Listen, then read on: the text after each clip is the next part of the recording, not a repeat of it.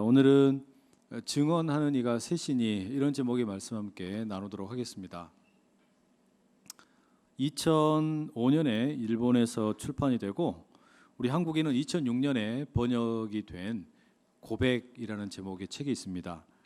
이 책은 찰스 젠킨스라는 분이 쓴 책인데요.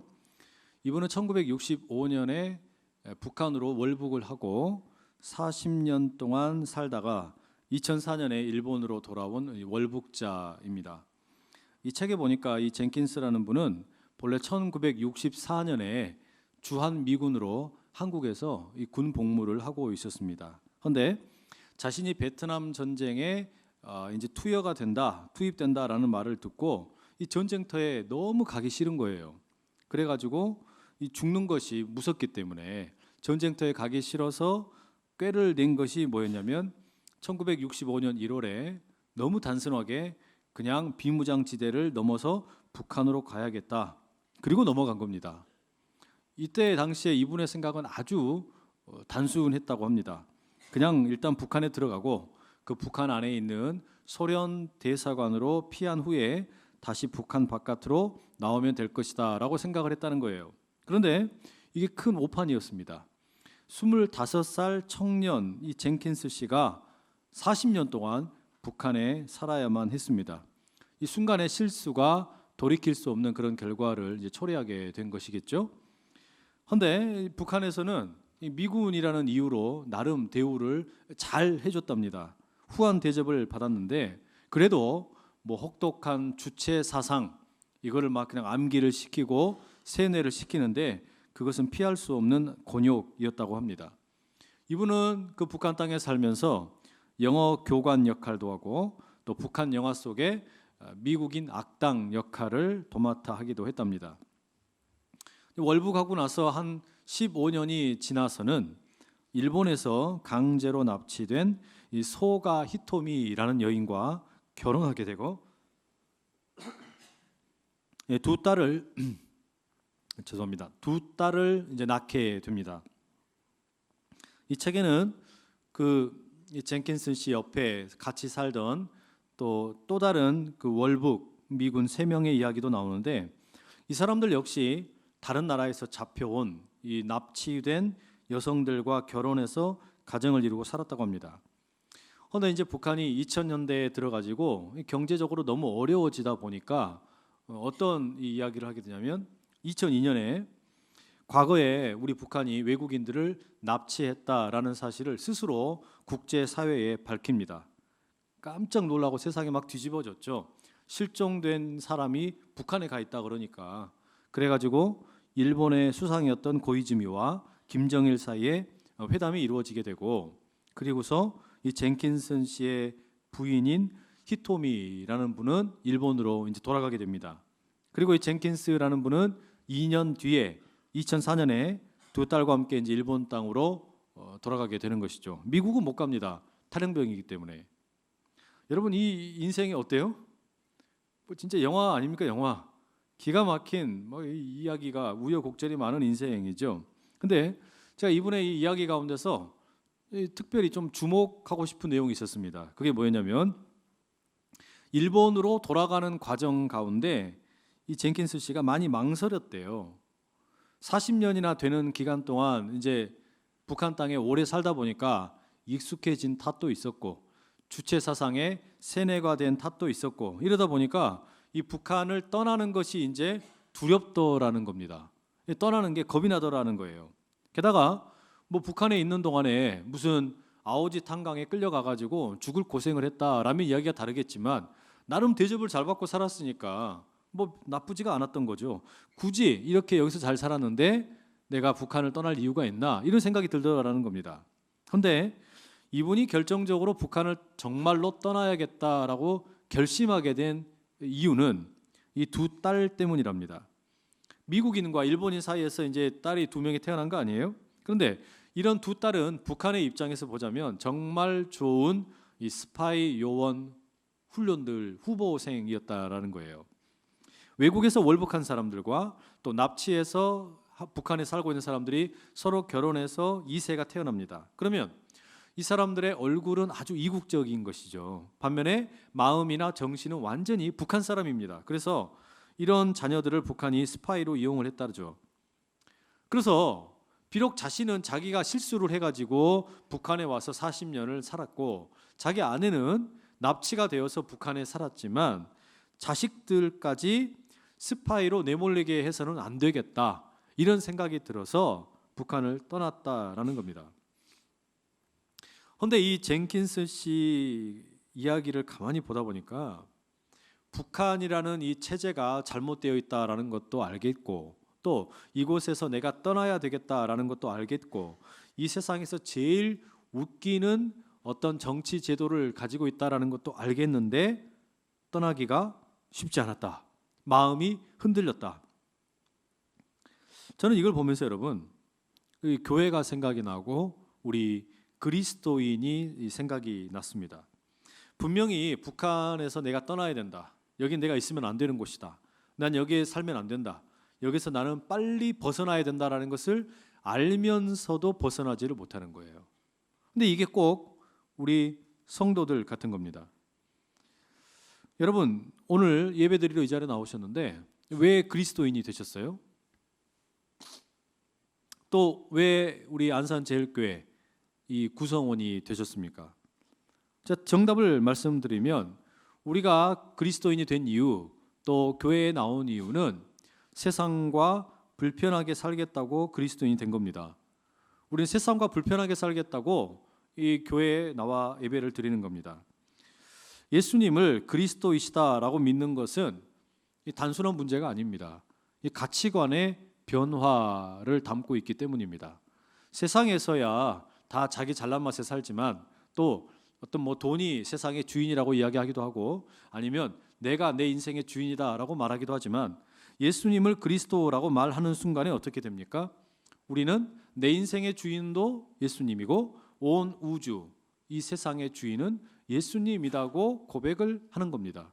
그러니까 이건 자연스럽게 가치관의 문제가 되는 것이죠. 바로 그 믿음을 가지고 세상 한복판에서 성도로 살겠다고, 또 세상 한가운데서 교회가 되어 살겠다고 다짐하는 거니까 이건 세상과 다르게 살겠다는 이야기 아닙니까? 우리는 세상이 우리에게 주입하는, 알게 모르게 주입하는 가치관이 뭔가 문제가 있다고 느끼는 것이죠. 또 지독한 어떤 자기 중심적인 사고방식에 문제가 있다고 느끼는 겁니다. 에덴 동산 이후에 이 세상은 죄로 인해서 망가진 것을 느끼고, 복음이 없이는 우리 개인이나 또는 가정이나 이 사회가 회복이 어렵다라는 것을 느끼는 겁니다. 그래서 우리는 주일이면 여러분 교회에 나와가지고 성경을 배웁니다. 돈이 세상의 주인이 아니라고 배웁니다. 예수님이 세상 주인이라고 배웁니다. 그리고 그 예수님께서 이 세상을 고치시는 분이다라고 배우죠. 그러면 여러분, 세상에서 살아가는 것이 불편해야 하지 않겠습니까? 이 세상이 가르치는 대로 살아가는 것이 어색해야 되지 않겠습니까? 세상의 가치관이 막 미워져야 되지 않겠어요? 세상이 시민권을 준다고 해도 거절해야 되는 거 아니냐, 이런 이야기예요. 근데 문제가 생깁니다. 이 젠킨스 씨가 40년 동안 북한에 살면서 익숙해지다 보니까 떠나야 할 곳임을 알면서도 머물러 있었던 것처럼 세상에 오랫동안 머물러 살다 보니까 세상이 불편하지가 않아요. 세상이 말하는 것이 더 이상 이제 이상하다고 생각하지 않습니다. 세상에서 시민권을 얻는 것이 훨씬 좋아 보입니다. 부귀 영화를 얻는 게 좋아 보여요. 천국의 시민권보다 세상의 시민권이 훨씬 좋아 보입니다. 그러니까 세상에서 나그네로 살아야 된다, 이런 이야기 듣고 싶지 않습니다. 또 주일날 겨우 1시간 이렇게 예배를 드리지만 이 예배 시간에도 내가 세상에서 필요한 게 뭘까? 그거에 마음이 팔려버릴 때가 많습니다. 세상에서 어떻게 하면 인정받을 수 있을까? 그거 구하는데 예배 시간을 다 할애하기 쉽다라는 말이죠. 그러니까 더 이상 이제 세상이 불편하지 않습니다. 오히려 뭐가 불편해요? 복음이 불편해요. 예수님이 불편한 겁니다. 성경이 불편한 겁니다. 이 세상이 성경에서는 나그네 인생이라고 말하고, 또 이 세상살이를 소풍 같은 인생이라고 말하는데 그게 불편한 거예요. 설령 그렇다고 할지라도 지금은 이 세상이 영원할 것처럼 그렇게 믿고 살고 싶은 것입니다. 그러니까 세상을 떠나기가 싫습니다. 천국 가기 싫어요. 천국 가기 싫고 그냥 이 세상에서 영원히 살 수만 있다면 계속 여기 머물러 있고 싶습니다. 천국의 시민권보다 이 세상에서 삐까번쩍하게 살아가는 것이 훨씬 더 그럴싸해 보입니다.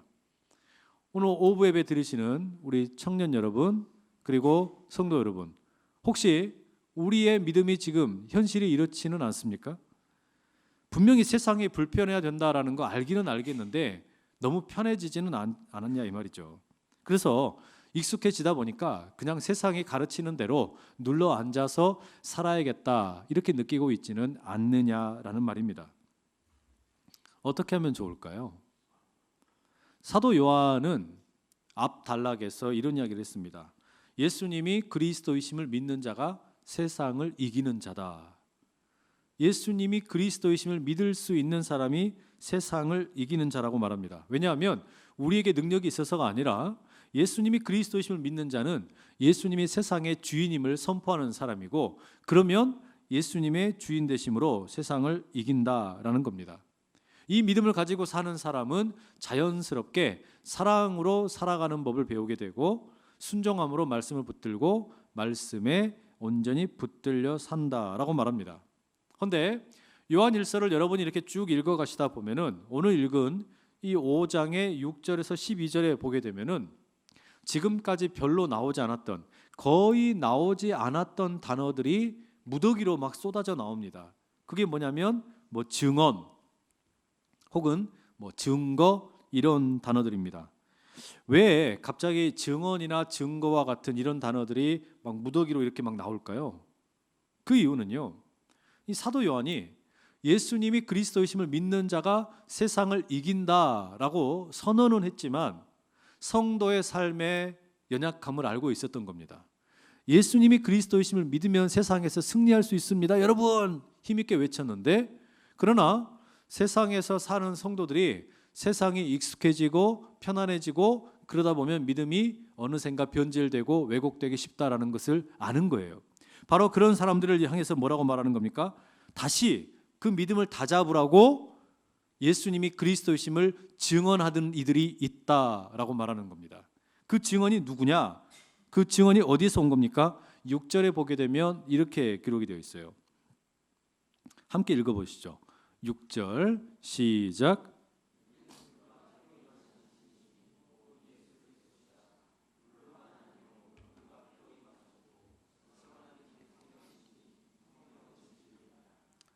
예수님에 대해서 묘사를 하는데 예수님이 물로 임하신 분이고 또한 피로 임하신 분이다라고 이야기합니다. 그러면서 뭐라 그래요? 물과 피로 임하셨고 증언하는 분은 성령이라고 말합니다. 그런데 7절과 8절에 가면 이 증언하는 이가 더 자세하게 세 가지로 나옵니다. 이렇게 되어 있죠. 증언하는 이가 셋이니 성령과 물과 피라. 또한 이 셋은 합하여 하나이니라. 예수님께서 그리스도이심을 우리에게 증언해 주는 어떤 증언자가 셋이 있다라고 이야기해요. 뭐예요? 성령과 물과 피라고 말합니다. 성령과 물과 피가 예수님이 그리스도이심을 우리에게 분명하게 증언해 주고 이 셋은 합하여 하나다. 말하자면 동일하게 예수님이 그리스도이심을 우리에게 증언해 준다라는 이야기입니다. 근데 이 말씀을 이 요한 1서 안에서 우리가 이해하려고 그러면 이게 헷갈려요. 수수께끼 같은 말씀입니다. 물은 무엇이고 피는 무엇이고 성령은 무엇인가, 왜 이 각자가 예수님이 그리스도이심을 증언하는 것인가 알 길이 없습니다. 이걸 알려고 하면은 이 요한 1서를 기록한 사도 요한이 이 편지를 쓰기 전에 먼저 요한복음을 썼다라는 사실을 기억하는 게 도움이 됩니다. 그래서 이 사도 요한이 자신의 요한복음에서 물이나 피에 대해서 무엇이라고 이야기했는지 우리가 더듬어 보면 이 의미가 무엇인지를 알 수 있다라는 이야기죠. 그래서 오늘은 이 물과 피와 성령이 증언한다라는 내용에 대해서 요한복음으로 잠깐 우회를 해서 다시 본문으로 돌아오려고 합니다. 여러분, 요한복음 1장에 가게 되면 예수님이 이제 처음으로 역사의 무대에 딱 등장을 하십니다. 사도 요한이 예수님의 모습을 그림을 그리는데 예수님이 처음으로 소개되는 장면은 어디냐면은 세례 요한에게 세례를 받는 장면으로 나옵니다. 세례 요한이 세례를 받는 자리에 예수님께서 다가오시는 겁니다. 여기서 여러분 우리가 먼저 궁금증이 생겨요. 본래 여러분 세례라는 것은 어떤 것입니까? 죄인들이 받는 것이 세례입니다. 죄인들이 자신의 죄를 씻는 예식을 갖는 게 세례예요. 그런데 예수님께서 세례 요한에게 물로 세례를 받기 위해 다가오고 계시는 겁니다. 그러면 예수님이 죄가 있어서 세례 받으시는 겁니까? 예수님이 죄가 많아서 지금 세례 요한에게 물로 세례 받으러 나오시냐 이런 이야기예요. 그렇지는 않잖아요. 이건 있을 수 없는 일입니다. 그러면 왜 죄가 없으신 예수님께서 세례 요한에게 물로 세례 받으러 나오시는 걸까요? 그 이유에 대해서 우리가 요한복음 1장 29절을 보면 짐작을 해볼 수가 있습니다. 세례 요한은 자신에게 세례를 받겠다고 나오시는 예수님을 보면서 너무 깜짝 놀라는 겁니다. 그러면서 뭐라고 얘기하냐? 이렇게 말하죠. 보라, 세상 죄를 지고 가는 하나님의 어린 양이로다. 예수님이 왜 세례 받으시냐? 예수님에게 죄가 있어서가 아니라 세상의 죄를 대신 짊어지고 가시는 하나님의 어린 양이라는 것을 보여주기 위해 세례를 받으셨다라는 겁니다. 말하자면 물은 우리에게 예수님께서 세상의 죄를 대신 지신 어린 양이라는 것을 보여주는, 말하자면 증언이 된다라는 것이죠. 그러면 여러분, 피는 뭡니까? 피에 대한 내용은 요한복음 19장의 34절과 35절에서 찾아볼 수 있습니다. 제가 읽어드리죠. 그 중 한 군인이 창으로 옆구리를 찌르니 곧 피와 물이 나오더라. 이를 본 자가 증언하였으니 그 증언이 참이라. 그가 자기 말하는 것이 참인 줄 알고 너희로 믿게 하려 함이니라. 이것은 예수님께서 이제 십자가에 못 박히셨어요. 그런데 십자가 형벌을 처하고 나면은 이제 로마의 군인들이 어느 정도 시간이 지난 다음에 저 십자가에 달린 사람이 살았는지 죽었는지 확인을 합니다. 어떻게 확인을 하냐면 창을 가지고 찔러보는 거예요. 지금 그것을 예수님에게도 동일하게 하는 것이죠. 로마 군인 중에 한 사람이 십자가에 달린 예수님이 정말로 죽었는지 죽지 않았는지 확인하기 위해서 창을 가지고 와서 옆구리를 쿡 찌릅니다. 그랬더니 예수님의 몸에서 물과 피가 쏟아졌다라고 말하는 겁니다. 이게 무슨 이야기일까요? 예수님의 죽음은 쉽게 이야기하면 예수님이 진짜로 죽었다 이야기입니다. 예수님이 정말로 죽으셨다라는 거예요. 그런데 이 피는 그러면 우리에게 무엇을 증언해 주는 겁니까? 앞서 물이 예수님이 세례 받으실 때 하나님의 어린 양으로 오신 분인 것을 보여주었다면, 이 쏟아진 피는 그 어린 양이 우리 죄를 다 짊어지고 정말로 죽으셨다라는 것을 우리에게 증언해 준다 이 말이죠. 그래서 사도 요한은 요한복음 전체를 기술하면서 예수님에 대해서 제일 먼저 세례의 사건, 그 물을 통해 예수님이 세상 죄를 짊어진 어린 양이라는 것을 보여주고, 마지막에 다가서는 십자가에서 피를 쏟으시는 장면을 보여주므로 그 어린 양이 정말로 우리 죄를 위하여 죽으셨다라는 것을 보여주고 있는 겁니다. 그런데 사도 요한이 오늘 우리가 읽은 요한일서 5장 6절에 보면 이런 표현을 쓰고 있어요. 물로만 아니요 물과 피로 임하셨고, 이렇게 이야기합니다.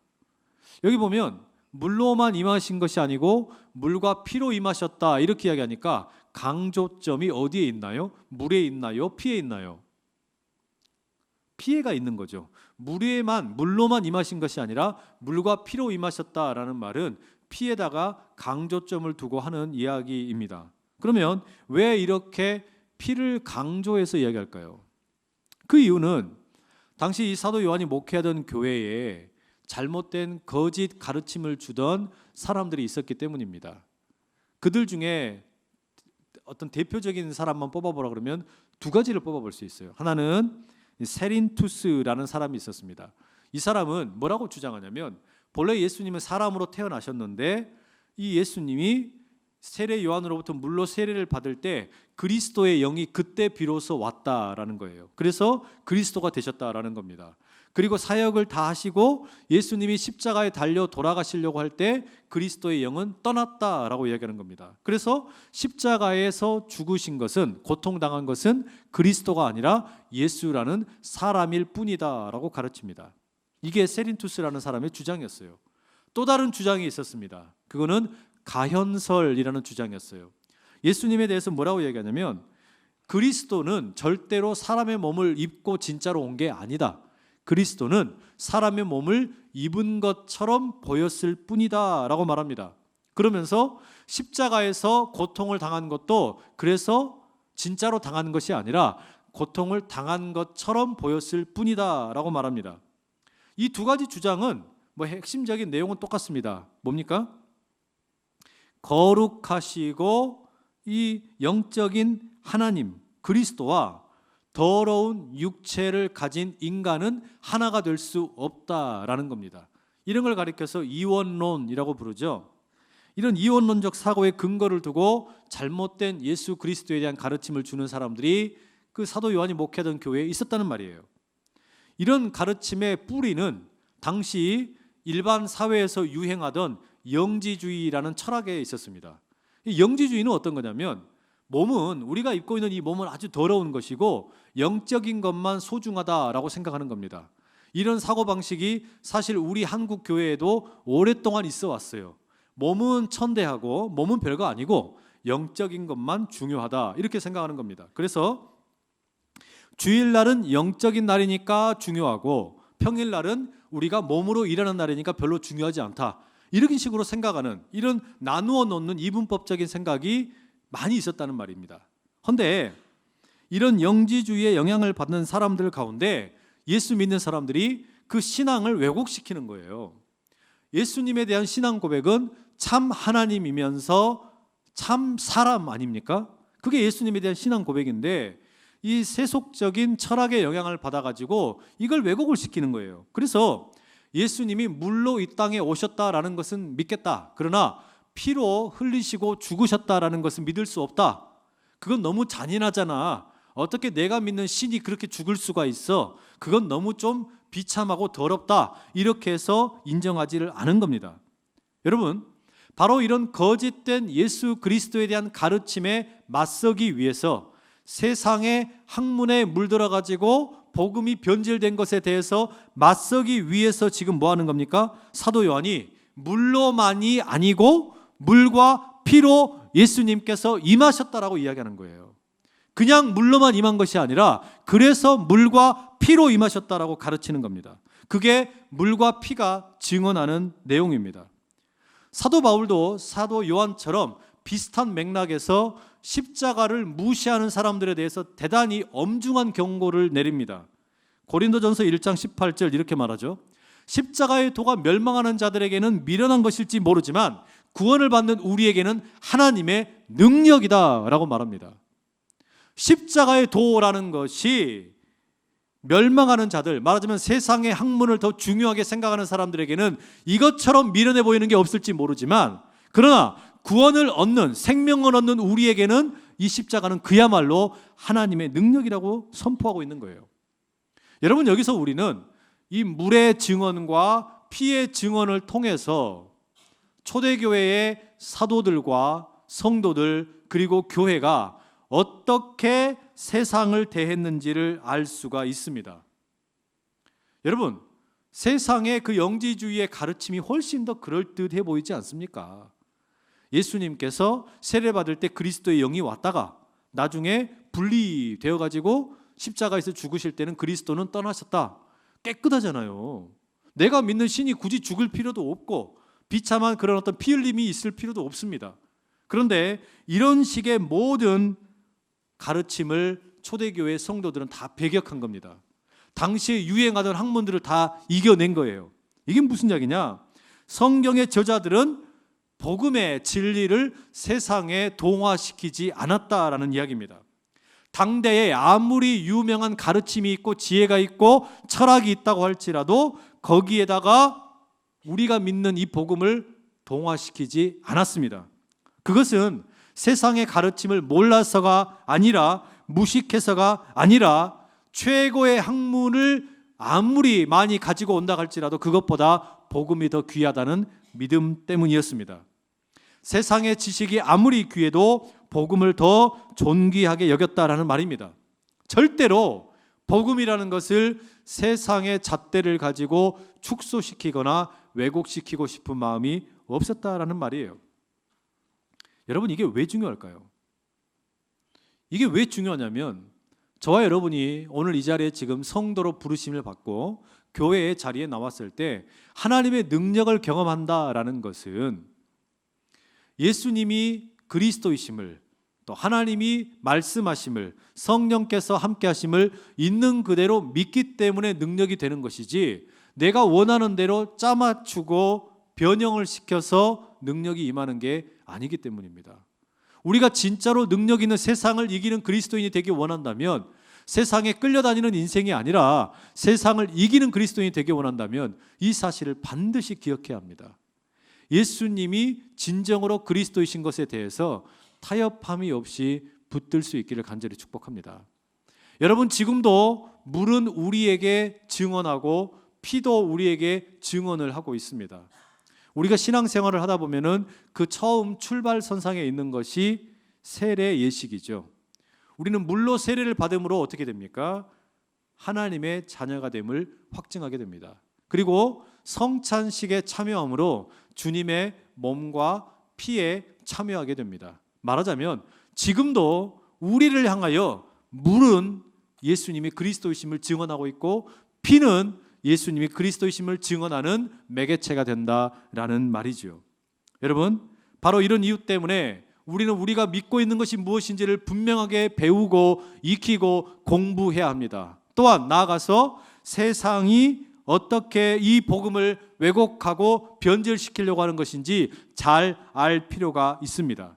바로 그런 이유 때문에 초대교회 성도들은 세상을 열심히 공부했습니다. 열심히 세상에 대해서 연구했습니다. 세상을 본받기 위해서가 아니라 세상을 이기기 위해서 공부했어요. 예수 그리스도가 이 세상에 그 무엇보다 존귀한 존재라는 것을 분명하게 증거하기 위해서 세상을 연구했습니다. 나를 높이라는 세상의 가르침을 배격하기 위해서 세상을 공부했습니다.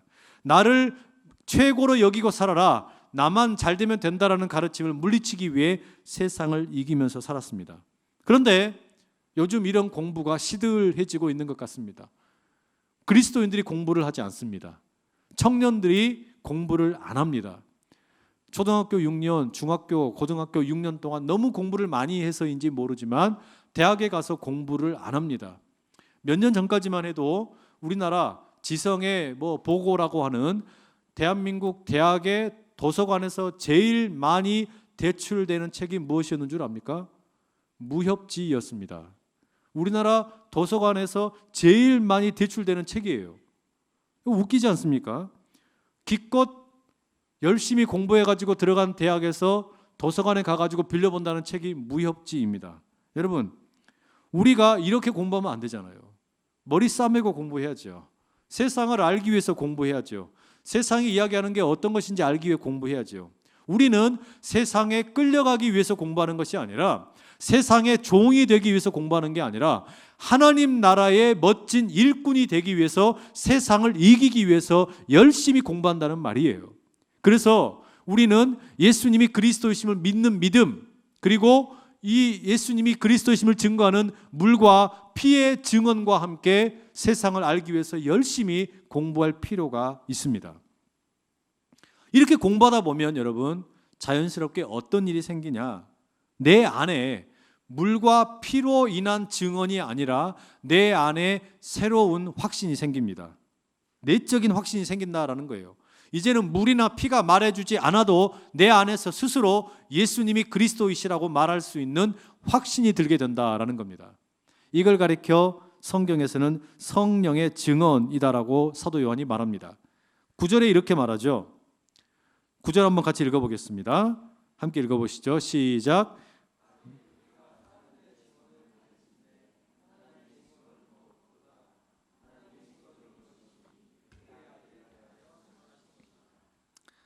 물의 증언은 세례 요한을 통해서 우리에게 들려진 증언입니다.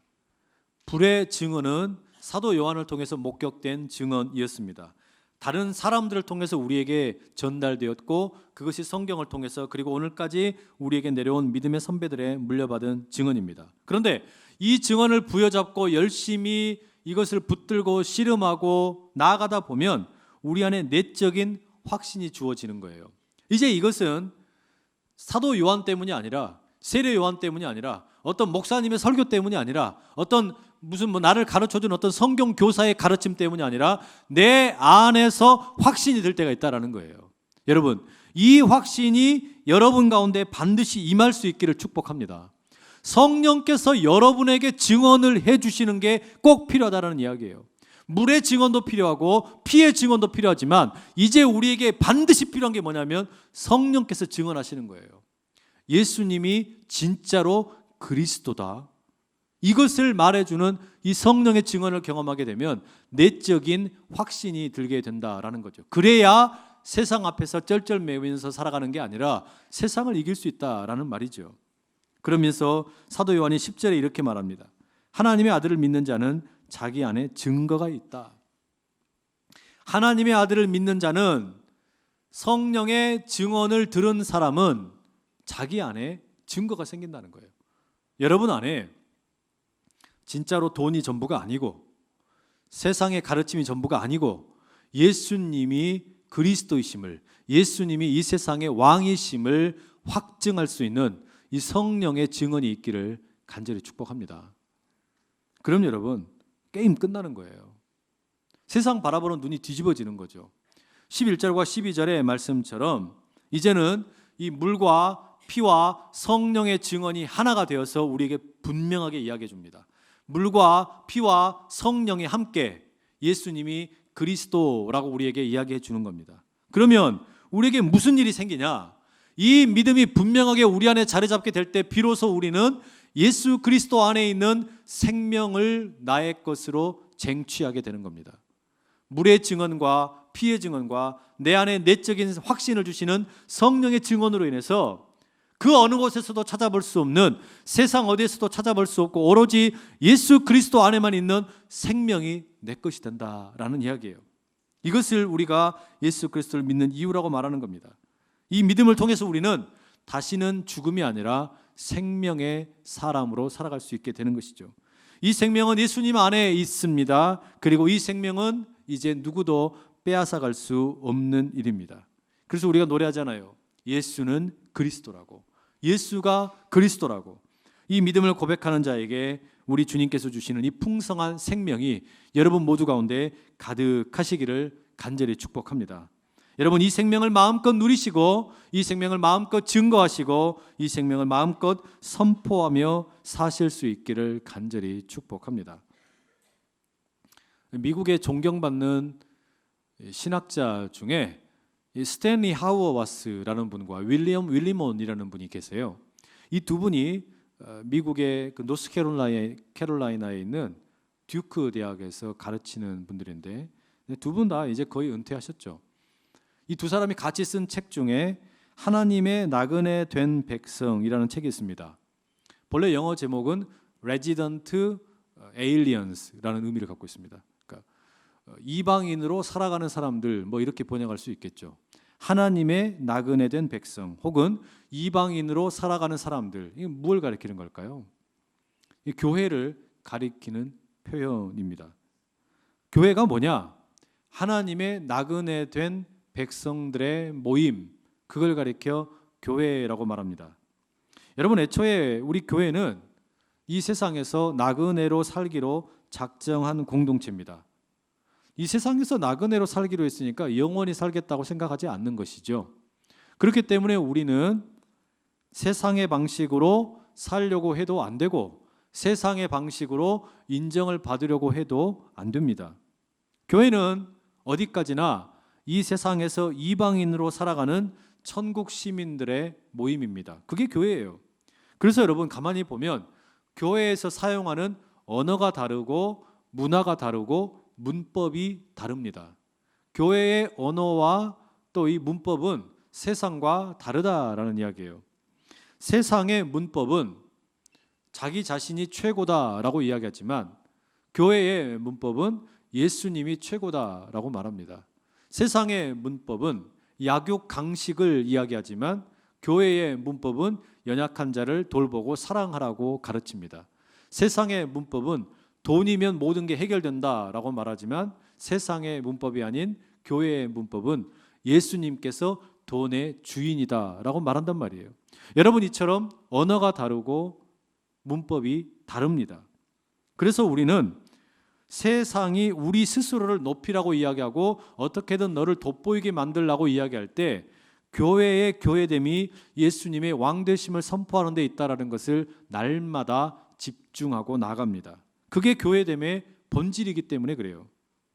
교회다움, 교회가 교회다워야 한다라고 이야기할 때 요즘 세상에서 이래야 한다, 저래야 한다, 다양한 말들이 많습니다. 그러나 교회가 교회다워진다라고 하는 것은 세상이 제안하는 기준을 따라가는, 끌려가는 수동적인 데에서 이루어질 수 없습니다. 교회다움은 세상에서 이야기하는 것으로 충족되는 것이 아니라 교회다움은 우리가 하나님을 온전히 왕으로 모시는 이 신앙의 고백, 예수님이 그리스도라는 이 신앙의 고백이 분명할 때 가능하게 됩니다. 이것은 일종의 모험이기도 합니다. 세상이 자연스럽게 받아들이고 있는 것들을 거부하고 우리는 우리의 문법을 가지고 살겠다고 하다 보니까 자연스럽게 모험이 되는 것이죠. 그러나 우리는 믿는 거예요. 이게 우리가 사는 방식이라고 믿는 겁니다. 예수님을 하나님의 아들 그리스도로 선포하고 살아가게 될 때 진짜 우리가 사람답게 살게 될 것이라고 믿는 겁니다. 예수님을 그리스도라고 선포하고 예수님을 하나님의 아들이라고 선포하고 그 하나님을 사랑하고 우리 옆에 있는 이들을 사랑하게 될 때 이것이 진짜 잃어버린 세상, 에덴의 낙원을 회복하는 길이라고 믿는 거예요. 이게 여러분 우리가 살아가는 의미입니다. 세상이 전부가 아니라고 믿습니다. 진짜 세상은 따로 있다고 말합니다. 그래서 우리는 이 땅에서 성공한 영구적인 거주 이민으로 살려고 하는 것이 아니라 레지던트 에일리언으로 살려고 하는 겁니다. 나그네로 살려고 한다는 이야기예요. 여기에 잠깐 살아가는 인생처럼 살아간다는 이야기입니다. 그런 이유 때문에 저는 우리 성도님들의 장례식에 참여하게 되면 마지막 장례식에 천국 환송 예식의 자리에서 꼭 읊어드리는 시가 하나 있습니다. 살아생전에 종로에 있는 연동교회를 섬기셨던 천상병이라는 시인의 귀천이라는 시입니다. 하늘로 돌아간다라는 의미죠. 나 하늘로 돌아가리라 새벽빛 닿으면 쓰러지는 이슬 더불어 손에 손을 잡고 나 하늘로 돌아가리라 노란빛 함께 단 둘이서 기슭에서 놀다가 구름 손짓하면은 나 하늘로 돌아가리라 아름다운 이 세상 소풍 끝내는 날 가서 아름다웠더라고 말하리라. 이 시인의 고백처럼 여러분 우리는 이 땅에 나그네로 살아가는 사람들입니다.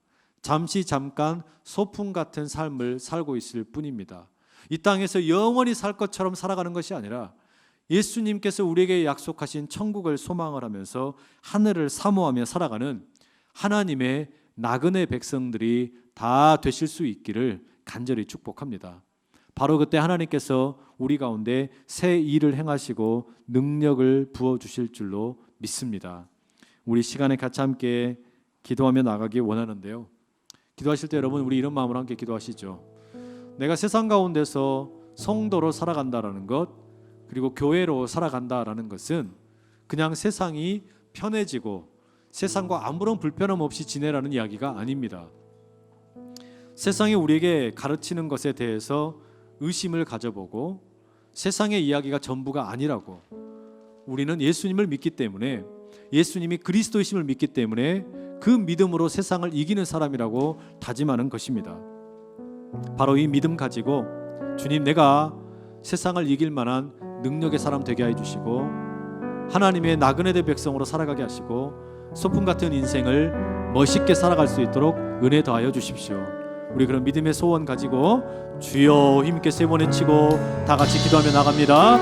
주여 주여 주여 바라보지 아니하고 믿음으로 주님의 세상의 주이심을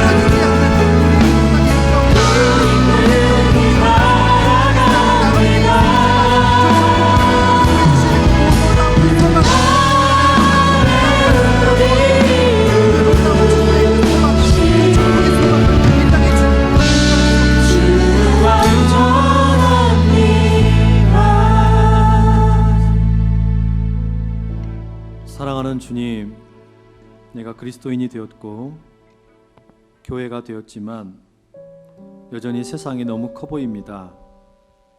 세상의 가르침이 훨씬 더 매력적으로 보일 때도 많이 있고 세상이 나에게 속삭이는 가치관이 훨씬 더 그럴듯해 보일 때도 참 많이 있습니다. 그러다 보니 내 신앙은 점점 쪼그라들고 왜곡이 되고 안타까운 일들을 맞이할 때가 참 많이 있습니다. 주님, 우리의 믿음 없음을 불쌍히 여겨 주시옵소서. 세상 가운데 담대한 하나님의 사람으로 살고 싶은데 이 믿음이 너무나 흔들려서 안타깝게도 좌절할 때가 있습니다. 그때마다 다시 힘을 주시는 우리 주님 손 꼭 붙잡고 하나님의 나그네 된 백성의 삶을 살게 해주시고 소풍 같은 이 인생 아름답게 살게 해주시고 우리 주님 부르시는 날까지 천국을 소망하며 하나님 앞에 귀하게 쓰임받는 주의 백성들 다 되게 하여 주시옵소서. 예수님의 이름으로 기도드립니다. 아멘.